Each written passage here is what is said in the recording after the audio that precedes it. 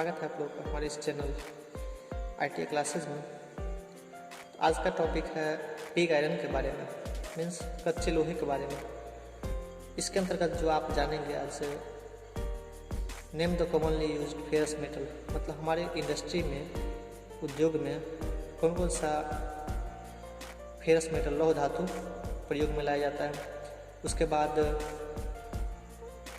जो होता है कच्चा लोहा उत्पादन करने के लिए कौन सा एस्क यूज़ करते हैं, और इसके बाद जो हम कच्चा लोहा का उत्पादन करते हैं जिस भट्ठी में करते हैं उसका कंस्ट्रक्शन कैसा होता है, और लास्ट में आप जानेंगे प्रॉपर्टी और यूज़, जो हम कच्चा लोहा उत्पादन करेंगे उसके अंदर क्या गुण रहेंगे और उसका हम किस काम में उपयोग कर सकते हैं। तो ये सब हम आप जानेंगे। जैसा कि पिछले क्लास में आपने पढ़ा था टेलीस्कोपिक और स्मॉल होल गेज के बारे में, तो वो gauge chapter related last topic था, और आज जो ड्रिलिंग से रिलेटेड आपका ये चैप्टर चालू हो रहा है। तो सबसे पहले आइए जानते हैं कि पिग आयरन के बारे में।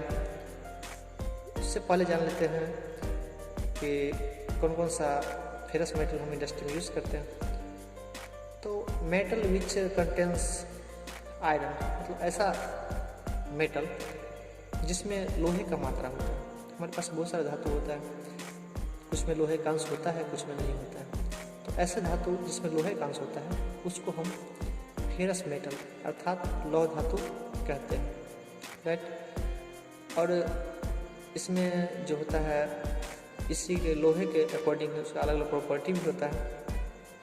तो जो सामान्यतः जो लौह धातु यूज होता है इंडस्ट्री में उसके अंतर्गत आता है, पहला है पिग आयरन जिसको कच्चा लोहा बोलते हैं, दूसरा है कास्ट आयरन जिसको हम ढलवा लोहा बोलते हैं, तीसरा है रूट आयरन जिसको हम इटवा लोहा बोलते हैं, और चौथा है स्टील या एलॉय स्टील जिसको आप इस्पात बोलते हैं। स्टील का तो बहुत सारा पार्ट्स बनता है, तो वो हो गए।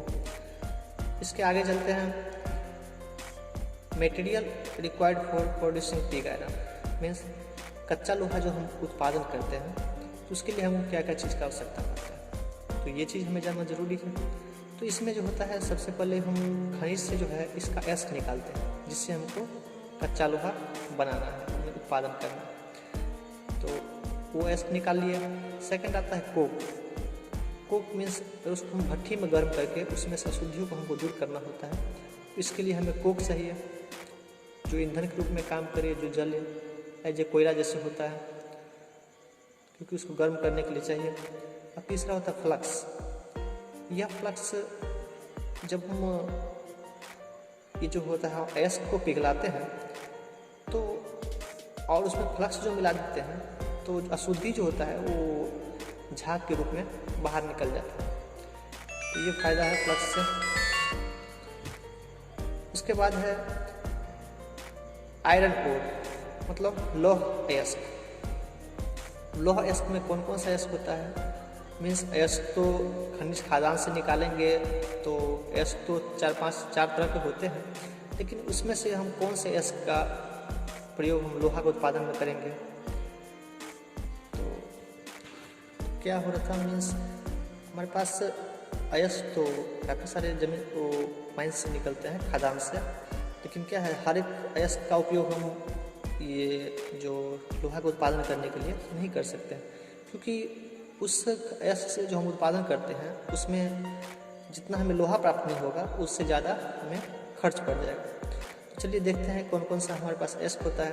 तो पहले आता है मैग्नेटाइट, जो एस्क होता है, मतलब इससे हम लोहा का उत्पादन करते हैं। उसके बाद आता है हेमाटाइट, तीसरा है लिमोनाइट, उसके बाद है कार्बोनाइट। और भी होते हैं, लेकिन उसमें क्या होता है, मीन्स जब हम लोहा का उत्पादन करते हैं तो हमें खर्च उसके अशुद्धियों को दूर करने में खर्च ज़्यादा पड़ जाता है। तो इसमें हम सबसे ज़्यादा जो प्रयोग करते हैं हेमाटाइट का, क्योंकि इसमें जो हमारा है खर्च बहुत कम पड़ता है लोहा उत्पादन करने में, राइट।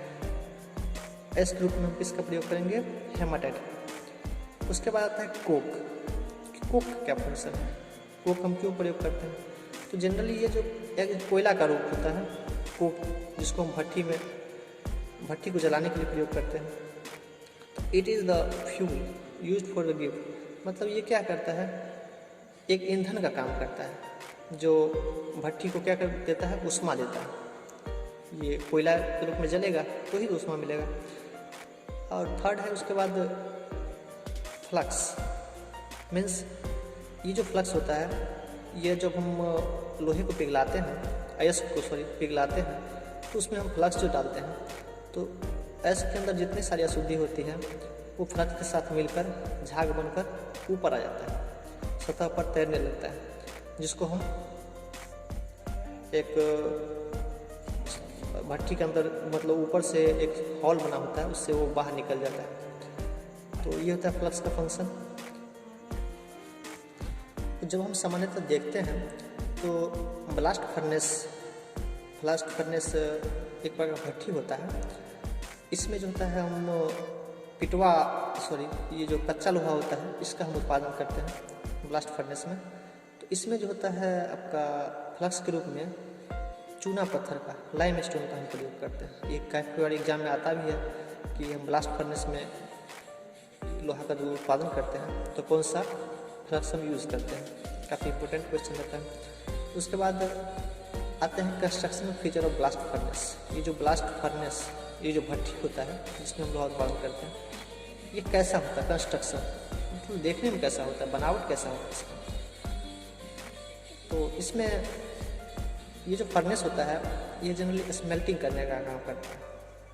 आप तो पहले भी जाने हैं, स्मेल्टिंग करने का मतलब ये जो हमारे पास लोहे का अयस्क है और उसको कोक के साथ मिलाकर, फ्लक्स के साथ मिलाकर क्या करते हैं, उसको पिघलाते हैं भट्टी में पिघलाएंगे और उसमें क्या करेंगे, अशुद्धि दूर करेंगे। ये पिघलाने का काम किस में हो सकता है, फर्नेस में ही हो सकता है, भट्टी में। चलिए अब इसका हम मेन पार्ट्स वगैरह जान लेते हैं कैसा कैसा होता है। तो आप जैसा कि स्क्रीन पर देख रहे होंगे भट्टी का फिगर,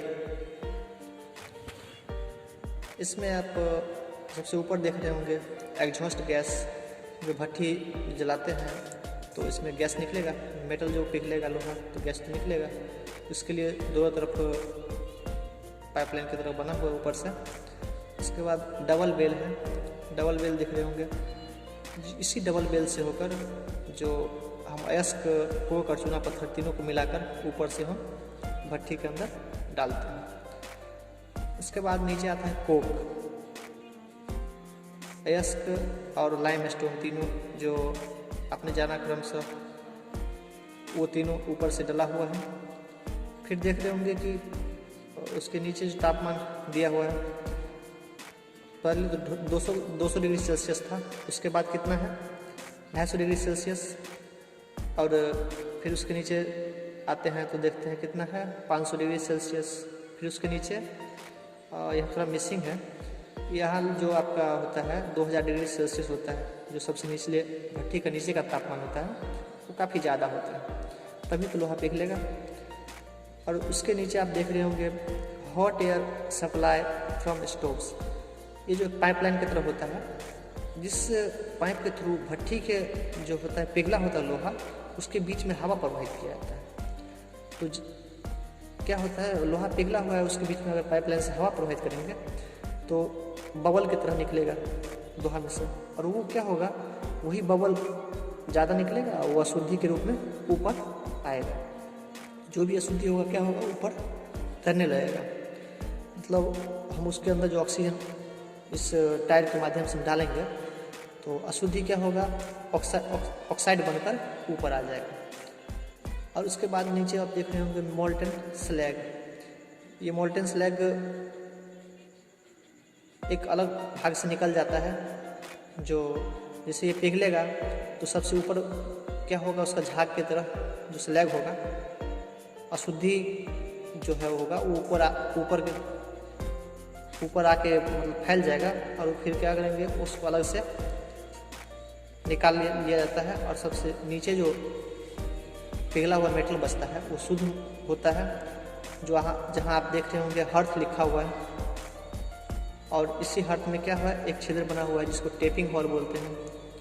तो वहाँ से क्या करते हैं, इसको हम इस लेडल मीन्स जो बाल्टी वगैरह होता है उसमें हम भर के निकाल लेते हैं।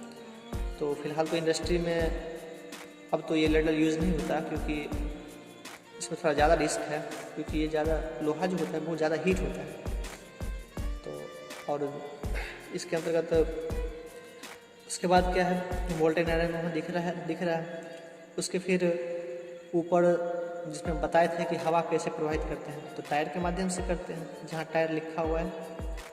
और ये जो भट्ठी का जो बीच वाला भाग होता है, जैसे आप देख रहे होंगे एरो करके दिखा रहा है, तो ये भी टोटल बीच वाला भाग को स्टेक कहते हैं। ये भी बहुत बार एग्जाम में आता है कि भट्ठी के बीच वाला भाग को क्या कहते हैं, तो ये कहलाता है स्टेक, और ऊपर वाला तो टॉप भाग हो। इस फिगर में आप देख रहे होंगे कि इंडस्ट्री में लोहे को कैसे भट्ठी में पिघलाया जाता है। अब क्या होता है, अगला है property and use of pig iron, मतलब कच्चा लोहा जो हमने उत्पादन किया उसमें क्या गुण होता है और उसका हम क्या यूज़ कर सकते हैं, क्या उपयोग कर सकते हैं। तो इसमें जो होता है कच्चा लोहा में, इसमें बहुत ज़्यादा मात्रा में कार्बन होता है, सिलिकॉन होता है, सल्फर होता है, फास्फोरस होता है, और उसके बाद देखा जाए तो इसमें मैग्नीज भी बहुत सारा मात्रा में होता है, जिसके कारण अब इसमें कार्बन बहुत ज़्यादा मात्रा में होता है। इसके कारण वो क्या होता है, हार्ड तो होता ही है, कठोर तो हो ही जाता है, लेकिन इसके साथ साथ वो भंगुर भी हो जाता है कार्बन की ज़्यादा मात्रा के कारण। और भंगुर कोई भी प्रोडक्ट तो अधिक समय तक चलेगा नहीं, तो इस कारण से क्या होता है, हम इसका उपयोग कोई प्रोडक्ट बनाने के लिए नहीं करते हैं। तो इसका उपयोग करते किस चीज़ में है, फिर इसका उपयोग हम जो आप देख रहे हो कि ढलवा लोहा या पिटवा लोहा देखते हैं, या स्टील बनता है, तो इसी को हम फिर से रिफाइन करके एक बार फिर से पिघला के दूसरा भट्ठी में क्या करते हैं, इसको स्टील या हम इसमें पिटवा लोहा में बदलते हैं। तो बस इसका यूज यही है, क्योंकि इसका हम डायरेक्टली किसी चीज़ में यूज नहीं कर सकते, क्योंकि इतना रिफाइन करने के बाद भी इसमें जो हार्डनेस है या भंगुरता है, कठोरता या भंगुरता है, इसके कारण हम इसको किसी चीज़ में यूज नहीं कर पाते हैं, राइट। तो आप लोग असाइनमेंट के तौर पर जो इसमें ब्लास्ट फर्नेस का फिगर हमने शेयर किया उसको आप ज़रूर बनाइए, और जो अगले लेसन में आप पढ़ेंगे कास्ट आयरन ढलवा लोहा के बारे में, जो बहुत सारा उपयोग होता है ढलवा लोहा का, और कहीं ना कहीं हम सभी लोग के आसपास ये देखने को मिलता है इसके प्रोडक्ट, तो उसके टाइप्स के बारे में भी जानेंगे। तो अगर आप वीडियो देख रहे हैं इस चैनल पर, तो वीडियो पसंद आए तो अवश्य लाइक करें और कमेंट भी करें। अगर टॉपिक से रिलेटेड कोई प्रॉब्लम है, जो भी आप इसमें कहना चाहते हैं, और अगला वीडियो हम फिर अगले डेज कास्ट आयरन टाइप्स के बारे में इस पर भेजेंगे। और चैनल को सब्सक्राइब भी कर ले, क्योंकि इस पर नोटिफिकेशन आपको मिल जाएगा। So thank you for watching.